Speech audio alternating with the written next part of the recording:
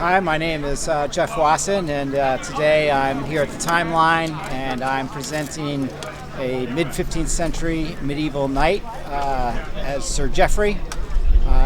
So I'm wearing an armor. It's an Italian type of armor with pauldrons, lance rest. This armor is meant for riding on horseback. It's cut out right here, so you would sit on your horse. This allows you to sit in a saddle. I would, from this position, I would take my lance. Actually, let's get the lance here.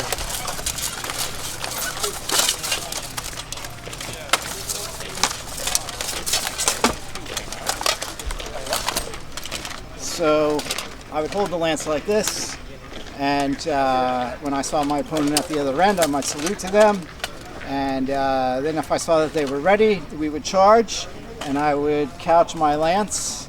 And you can see how it sits right here in the hole there of the pauldron, and it rests right on the lance rest right there.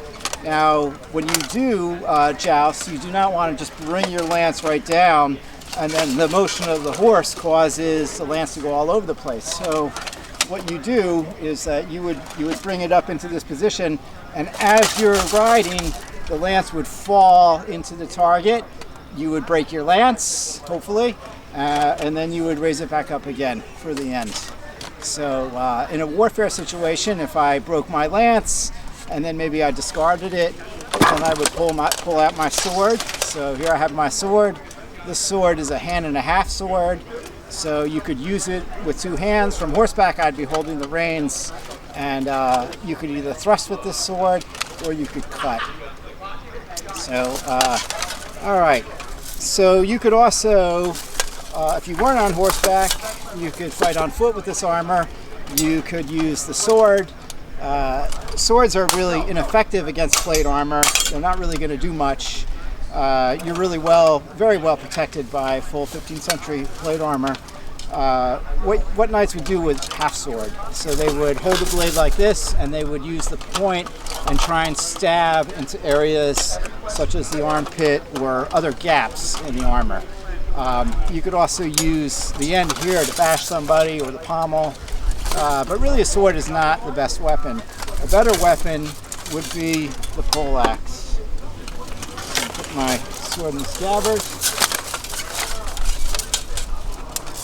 Here's the poleaxe, and this weapon is a staff weapon. It has spike here, axe, spear point, spike at the end here, so there's a lot you can do with this. You have a lot of leverage. You can move your hands to different positions on this weapon. You can be more long range, or you can choke up on it and be short. You can use both ends, and if you're not careful, you can actually hurt yourself with this weapon. So right now I've been demonstrating these weapons and stuff without my helmet on. There's two different types of helmets. So at this time, this is a type of helmet called a Great Bassinet, and this helmet, it slides down and over, and you have straps on the front and back, and they connect right here on the front and back of the breastplate. This is a very safe helmet. It's too safe, so it's very restrictive. It'll hold my neck straight. I'm not worried about breaking my neck in this helmet. This helmet has a visor, so if we push the button and open it up, you can see the face in there. I'm going to slip this on if I can.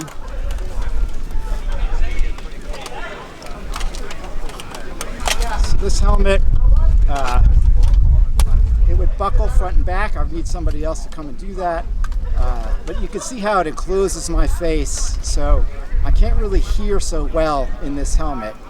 And if I need to turn, I have to turn my whole body in order to look at something that's down that way.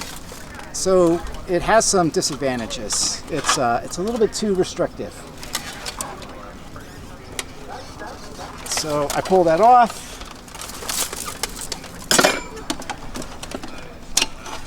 So for warfare, knights did not like to use this style of helmet. In fact, this style of helmet gets regulated to the tournament fields, where safety is important.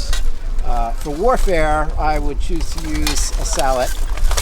So here's this type of helmet. This helmet's more like a hat. Stick it on like this.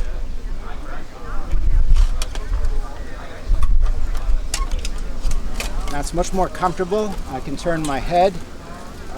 And another thing that you note is I can hear and see and breathe a lot better because the sound gets directed up into my ears, whereas that other helmet was sort of cutting off my face, right? So this is a much more comfortable helmet to wear, and if there's some sort of action going on or about to happen, let's say archers shooting arrows at us, then I can turtle up. You can see though that the one disadvantage is I don't have anything covering my mouth, and so if I felt that I needed to protect that part, I would put on a bever, which is this part of the armor that would fit right in here like that. Let's see if I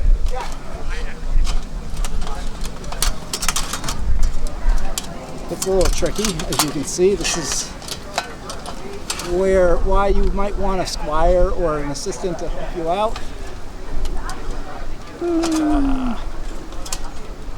Yeah, you're catching just the inside. Yeah, Don't worry about it. All right. It does fit. I know it works. I've worn it many times before. But the point being that the bever fits there. It's padded on the inside, and it straps around the back of your neck, and that's going to cover that area, to fully protect you. So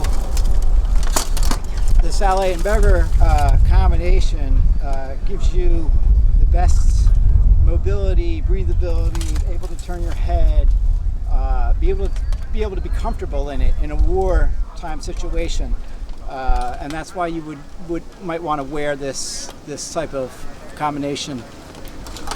And once again, I can take it off very easily all by myself. Thank you. Yep. All right. So my name is Jeff Wasson, and I've been making armor for over 30 years now. And as well as making armor, I've also been riding in armor and fighting in it. So I do make armor, and I have a workshop in Queens. If you want to learn more or see more, you can check out my website, which is at wassonartistry.com. And you can also check me out on Facebook, and I'm also on Instagram.